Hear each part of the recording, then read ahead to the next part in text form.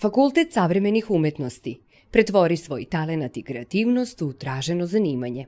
Kad sam bila mala, želela sam da budem pevačica.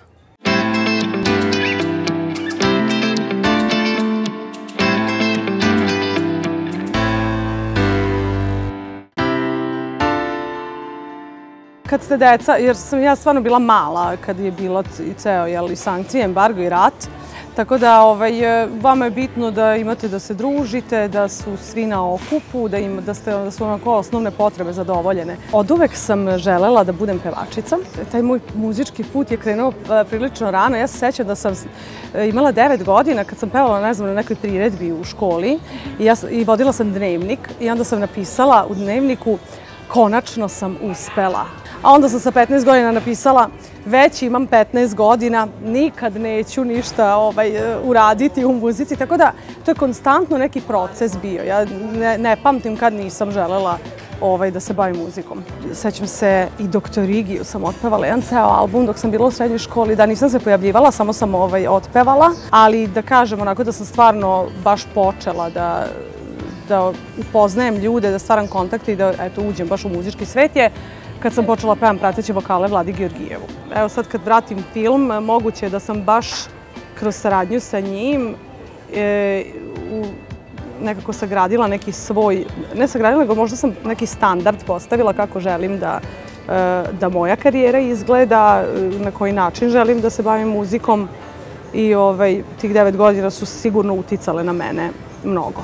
Tokom rada u tom bendu, ja sam imala i svoj bend sa kojim sam nastupala po klubovima, stranu muziku smo pevali, onako soul, pop, rock, svašta. I snimala sam, uvijek sam želela da snimam svoju muziku. Pesma Tražim nije postigla popularnost čim je snimljena. Ona je snimljena 2010. godine. Eto, nije bilo uzalud što se snimila ta pesma jer posle par godina ja imam talenat, ja se sećam baš Boris Subotić, dečak je otpevao, baš prelepo je otpevao pesmu Tražim i tu pesma Tražim doživljava svoj uspon, jel? Ja volim da se ljudi vežu za moju muziku. Ja nekako se Eurovizije sećam kao jako velike frke. To je mnogo posla, to je jako naporno, apsolutno nije nešto što je samo odemo, otpevamo i zezamo se.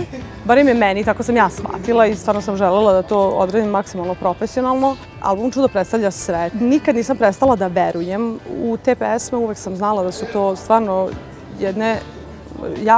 da su baš jake pop pesme. Za mene je to što kažem, 11.000 ljudi je u poslednjih, manje od godinu dana došlo i subscribe-ovalo se na moj muzički YouTube kanal. Ja se bavim muzikom baš dugo, ali opet samo je bitna upornost i rad, i mnogo rada i nekako proizvoda. Evo ja sad imam taj album, ja sam imala pesme, ali je sada nekako kao postoji neki proizvod koji ja nudim ljudima. Uopšte za bavljanje muzikom, ne znam, ljudi me inspirišu, život me inspiriše. Ja sam onako, nikada nisam izgubila želju i volju da idem napred. Mislim da je samo bitno da se bavite, čime god da se bavite u životu, pogotovo umetnošću, da to radite zato što najbitnija je namera. Muzika vas podmlađuje, zaista. Nekako ne da vam da ostarite.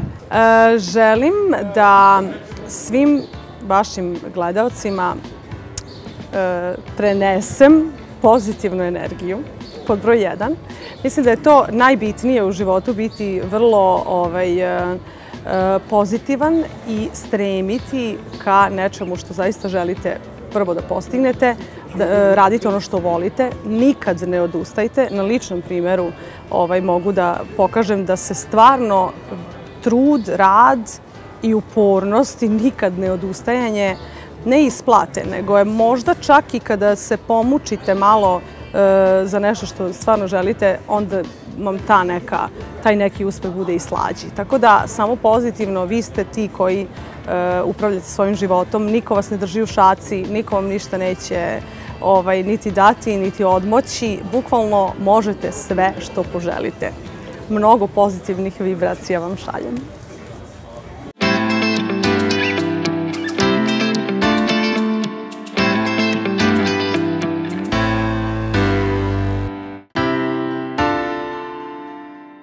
Redatelj emisije, Fakultet savremenih umetnosti.